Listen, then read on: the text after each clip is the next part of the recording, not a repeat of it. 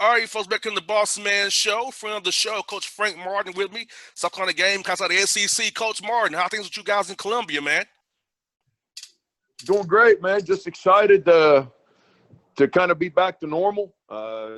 Campus, you got students and they're walking around. So town looks good again. And then obviously having our players in and being able to be on the court, it's what brings me a peace of mind because it's the only thing I do is spend time on the court with guys and try to help them grow and get better. So they've been tremendous in their commitment to working and given the circumstances, and their energies have been great. So it's still got to be real careful now. Don't misunderstand me now. We're still dealing with an animal that no one's known how to tame yet in this COVID stuff. But at the same time, it feels good to be around the guys and on the court and competing and teaching and having some fun. Now, Coach, I know I want to ask you about your health, Coach. I know you said you caught COVID, so I want to know how you're doing physically and how you're recovering from that, and how's your health? I'm doing great. I appreciate you asking. It was interesting. I was getting ready for knee replacement surgery, and part of the pre-op was to get the test done for COVID. And my wife and I have been so careful with leaving the house and who we were around, and the last thing I expected was to be positive, but I was, and it kind of freaked me out. Thank God my wife and kids were all negative. But then, you go into isolation for 10, 11 days, man, that stresses your mind, man, you got to be away from people. And, and your own children kind of look at you like stay away from me, and understandably so, but it messes with your mind. And so that was a hard one to deal with, but that's behind us now. And, so I'm excited, and I feel great. Never had any symptoms. So, knock on wood, I hope we find a vaccine and a cure for this thing as soon as we can. Thank God for that. I knew when I saw it, it made my heart drop when I saw you had it, Coach. Because I love you, and you've been great to me in the show, man. I was like, oh my God, Coach Martin, guys, but I'm glad you're healthy. I'd asked Fig about you. He told me you were doing good. He said he had saw you, so that kind of made me feel better. After Fig told me he saw you. Yeah, he as soon as because I kept it really private. Big reason I kept it really private was I didn't. My mom's been by herself down in Miami since the lockdown back in early March.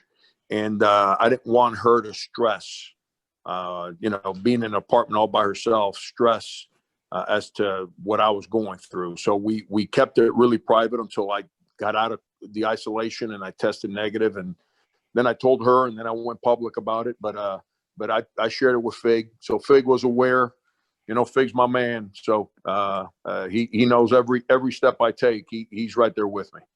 Yes, indeed, Coach. I was talking about off the air. I saw you March the 7th in Nashville, Vanderbilt, and then I went on my merry way going back to doing the NBA. Then on my birthday, March 11th, I got the text that the NBA suspended, and it was in Nashville getting ready for the SEC tournament. So talk to us about that, Coach. How was it trying to tell your team and then your young men that the season's over with for right now, and then having to go back home and then spring break and then going from on campus to virtual? How did you guys manage that spring semester there, Coach, knowing the unknown that we didn't know in March there? Talk about crazy times now. It's when we got on the plane and headed to Nashville, that's when everything was starting to move for this COVID stuff. A lot of unknown, like what is this? What are we dealing with? But we were at the hotel, and I was actually at the game, the first round games, watching Arkansas play Vanderbilt, and we were playing the winner of that game. And that's when the news broke about Rudy Gobert and the NBA shutting down the season and or at least suspending play. And then that night I went back to my hotel room, and selfishly I was worried. I was like, man, I don't know if I want to bring my team into a building to play a game. God forbid one of my guys gets sick or I get sick. And how about my family back home and my staff and their family? We're away from them. And that's when the news really started pounding on the severity of this virus. And but if we played, I would have shown up and, we would have coached the game. But we got a call that next morning and said, which was a Thursday morning, and the word was, hey, it don't look like the games are going to be played. Stay tuned. I got a call about an hour later and said it's off. And then it was just like pandemonium. And from not everyone freaked out, but trying to manage everything in front of us. And we got on a plane, flew back home, got home Thursday night, met with the players. That we had told the players that everything was going to be shut down. So we met with the team Friday morning, and by Friday night, all the players were back in their hometowns. And then away we went, and none of us knew what we were dealing with, and everybody just kind of on their own academically. Our school had to make a shift to online classes midstream. Our players had to make the adjustment because there's a big difference between in person and Most online. definitely. Big difference, and you're trained to be in a classroom, handle learning and getting work done a certain way, and then all of a sudden that thing just flips on you from one day to the next. But our guys were awesome, man. We set a program record for team GPA over a semester, even dealing with this adversity, and which was a credit to our guys and our academic folks. But we all learned. We dealt with it and learned, and we're in a much better place now. And coach, for young men is in 18, 24 years old, I'm in my 30s. So for them to get this experience now, what life can throw their way. So all the lessons you've taught them as men off the court is coming to fruition now in 2020 in one time. You gotta be responsible for what life throws your way. Your academics, gotta get that done, your family, and basketball if possible. So I think it's gave you young men some perspective going forward for sure. Absolutely. I tell players all the time, the only thing that you're going to mess up is if you're not prepared for change. Change is coming. Yes, indeed. We all want a routine. Yeah, we all want a routine and be comfortable with our routine. But change is coming in what we do. And when change comes, we have to adapt and be prepared to manage that moment. And this year, the change was this COVID. It changed how we live. I mean, I'm coaching in a mask now.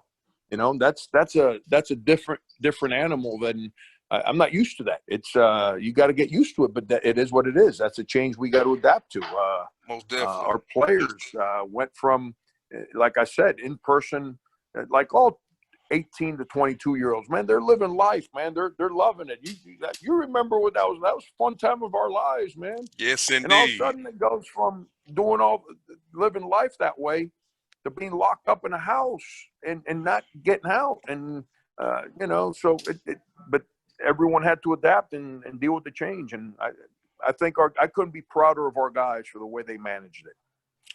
And coach, for you guys trying to teach your young men about, we have always social justice and unrest in our country, here in Atlanta, right in our backyard, with a few different bad situations happening. So how'd you manage teaching your young men about what's been going on in our country with the police brutality, the racial divide we have going on? So how did you use the Zoom opportunity to teach your young men about this and how we can move forward from this as well and be better as a country going forward?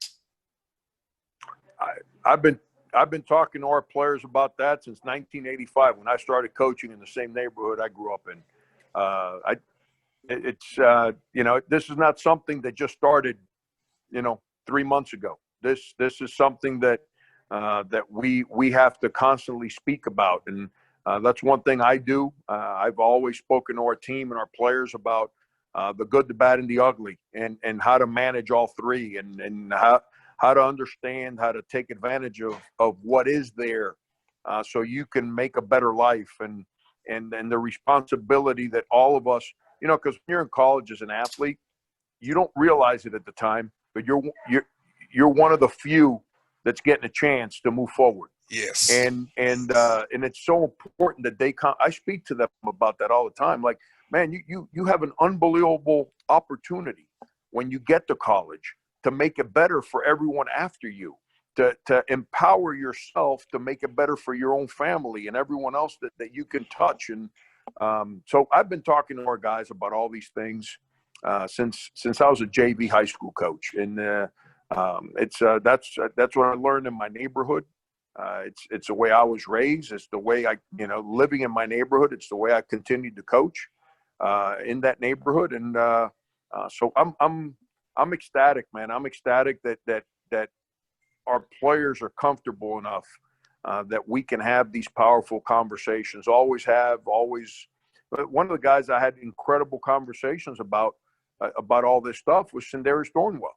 Well, guess what? He was Player of the Year too. So that it goes hand in hand, man. Having the confidence to have these conversations and to grow and to listen, and it kind of goes hand in hand with having success with what you do in life. And so I think this is a great time because everyone's willing to express themselves and everyone's willing to listen.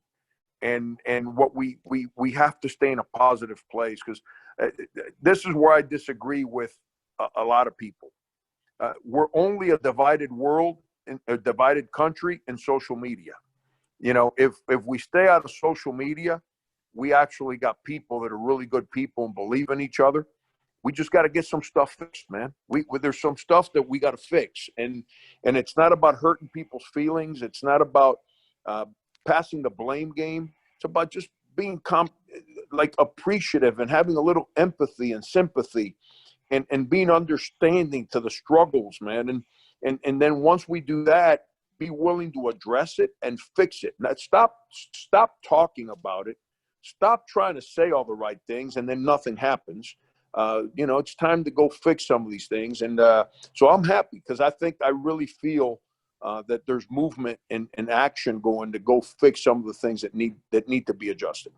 And Coach, I've been inspired because thinking about my parents born in the 1930s, 1940s, they didn't have all their rights, Coach. I was born in 87. Mm-hmm. I was born with Mm-hmm. 4 rights, and so I know from what my parents told me as a youth and what my godfather tells me now, I feel like it's 33 years old. I have an opportunity to affect change, affect people positively here in Atlanta and beyond using this radio show I have, I've been blessed with. So I've been inspired, Coach, to do more than I have done in the past, so I really want to help be a part of the change and solution going forward, Coach. And I feel like it's opportunities for us all to come together as one and make the right changes that we should have been done years ago and get it done talking about school. We're closer than people think we are.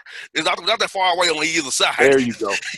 We're not that far away. We just got to talk about those things and get where we agree on and working on things we don't agree on. But I feel like we can make something happen if we all commit to it, Coach. Absolutely. We've come such a long ways from the way things were in the 40s and the 50s and even the 60s. Such a long ways from those days. But we still got a long ways to go. And the mistake that we all made is we probably just kind of – see, I got this saying is whenever you're working to fix something, you can't stop halfway through the job or the job gets twice as hard. And we kind of took a step back and just took some stuff for granted. And now the job's gotten a little harder, but that's okay. Cause I believe in the people of this country. I believe whether it's a Hispanic or a black or a white, I think about this one. This is the part, the greatness of this country is that people live different ways in different parts of this country. Yes, indeed. And we don't all live. You go to other countries, everyone lives the same way, same values, same culture. The culture of the West Coast is different than the culture on the East Coast. All you got to do is go to the rappers, and that'll tell you the difference just in that game alone.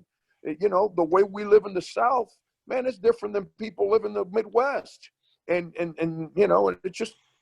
there's different flavors and different cultures within our own country.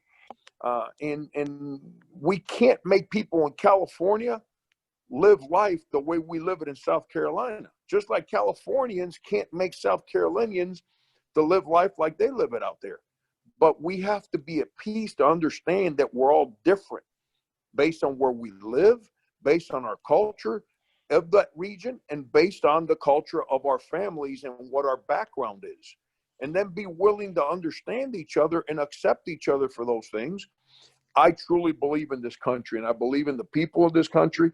And we just, we're going through a moment. Hey, listen, I tell players all the time. Bossman, sorry, I lost you for a second. Are you good, Coach? I got you. Okay, I tell players all the time, there's nothing better than getting married. Staying married is really hard.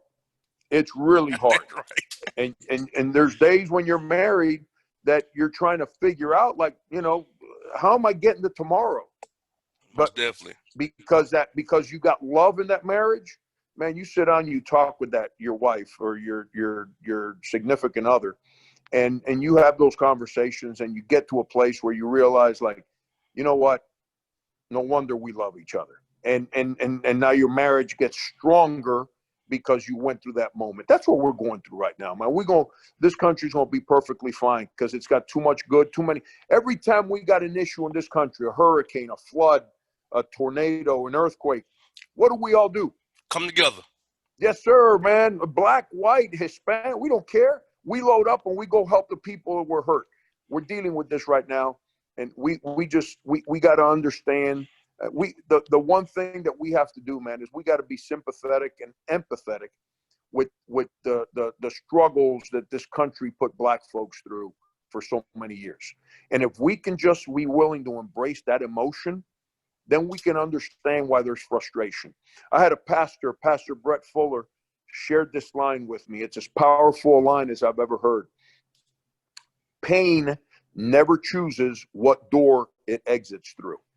And it's right. So powerful because when pain comes out, you don't tell it how to come out. It's coming out, and it comes out differently for different people under different circumstances. So, but it's keep doing what you're doing, brother, because sharing that love, it's the only way that's going to help us eventually get back to being just a great country that's made up of great people. And Coach, for you, I know you guys love to get on the road and recruit young men. How was the recruit via Zoom this time, Coach, and having to build relationships via Zoom and having to do virtual tours of campus via Zoom? How was that for you and your staff recruiting guys this time around? I hate FaceTime and I hate Zoom calls because I see myself, and when I see myself, I see how old I've gotten, and it depresses me. But Coach, you're still a good, handsome man, Coach. Oh man, I got no hair left. The little I got left is all white. I'm like, it's depressing when you got to look at yourself for so long. It's like, what happened? When did this train just run me over this way? But no, it's again, change. We've all had to improvise. We had to adapt. So we've gone from having to go to gym to gym to gym, and then phone conversations to these Zoom calls. And we've had to learn how to show what we are, who we are, what our campuses are like, what daily life is through a computer. And we've had to make these adjustments, and that's on us. We got to adjust because it's what this moment has called for. If we don't adjust, you get left behind, and we've all had to adjust. And I've enjoyed it. I'll tell you what's happened. It's made recruiting old-fashioned in the sense that instead of being worried about just sitting in gyms watching guys play, we've been forced to actually build real relationships. Most definitely. And engage in real conversations rather than the petty, I offer you a scholarship because you can dunk basketballs conversation. We've been forced to express ourselves and show who we are and have deeper conversations with the players. So it's allowed us to not be worried about the one we think we can get, be worried about the one that we feel we can get because we feel that relationship. And it's allowed the players to really understand who's committed to recruiting them based on who's on these Zoom calls with them. It's made it more personal. So I think it's all worked out pretty good. And Coach, talk about your class this year. You've recruited coming in, some young men, the newcomers that we help you this year as you guys get ready to play here in November here. Yeah, we've got 3 first-year players. We basically return our whole team. 2 of them are local kids. One's a 6'10", 250-pound center, Patrick Ariel, who can really run. He's strong. He's aggressive. Contact doesn't faze him. And then the other one is also a local young man, Javon Benson. He's 6'8", 250 pounds, but he's got a 7'3" wingspan. And he's got some natural instincts for shot blocking and scoring. As those guys learn the speed and the physicality of college basketball, they got a chance to be real good. They both have the ability to shoot. It's just a matter of teaching them how to play at the rim now. So they understand posting and sealing and all the things that come, offensive rebounding, all the things that come with playing closer to the basket. Because everyone plays pick and roll.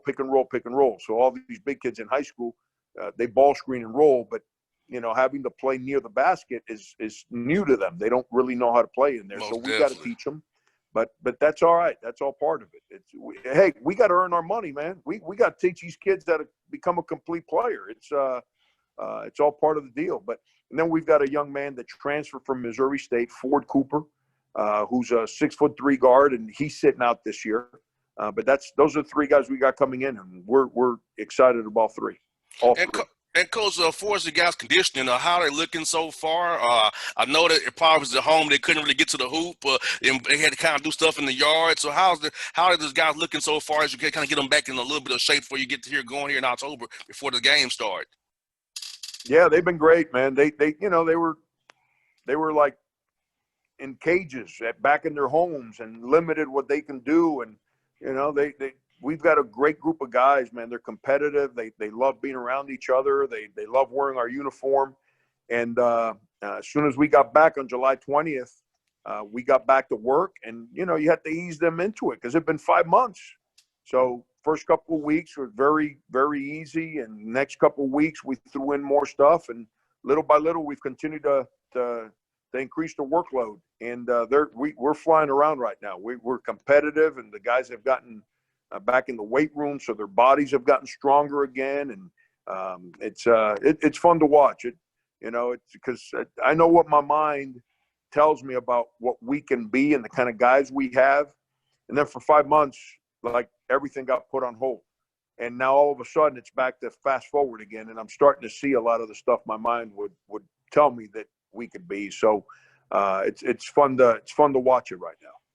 And Coach, the non-conference schedule-wise, I know you guys, they say they will start on the 25th. So does that mean more of the teams that's in South Carolina and North Carolina maybe to play those teams now to kind of make sure you have games going into SEC play in January? So how's that process looking for you guys right now, Coach?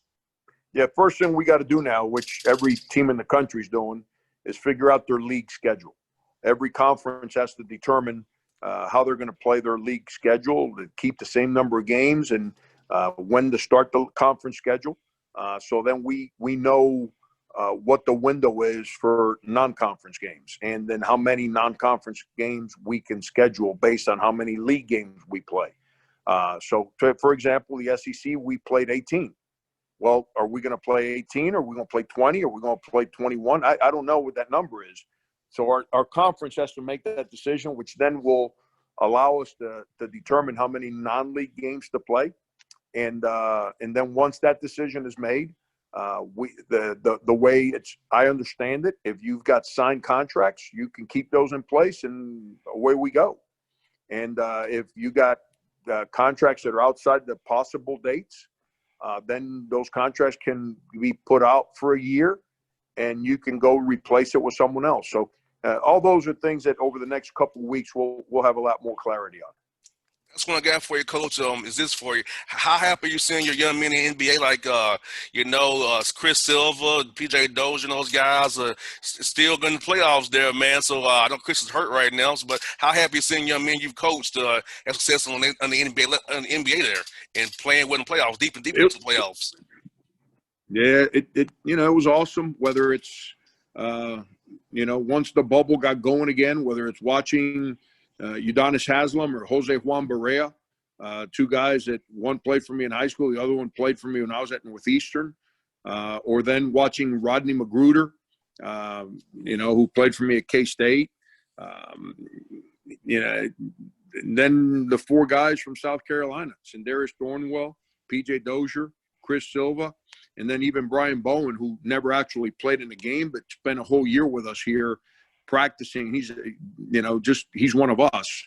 To know that we had four guys that played for us here at South Carolina in that bubble, that was pretty neat. And You know, and I tell, because it goes back to what I preach to players all the time.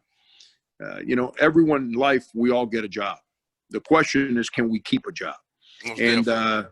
all those guys I just mentioned, they figured out a way to earn their way into the NBA and figured out a way to keep their job up to this point. So that's I'm excited for all those guys because of that. Coach Martin, I'm glad you're healthy again, man. You look great. I told you, Coach, I know you're going to be fired up, ready to go here real soon, man. I'll be definitely for to send you, whether it be in Vanderbilt or somewhere close. We'll definitely catch up with you again, Coach, for sure. My man, I appreciate it. I might throw some Grecian formula on my hair, man, to make sure you recognize me the old-fashioned way. Hey, Coach, it's all good. Hey, man, I haven't had a haircut in weeks, so it's all we both in the same boat, buddy. I got this hat on my head to cover up my hair.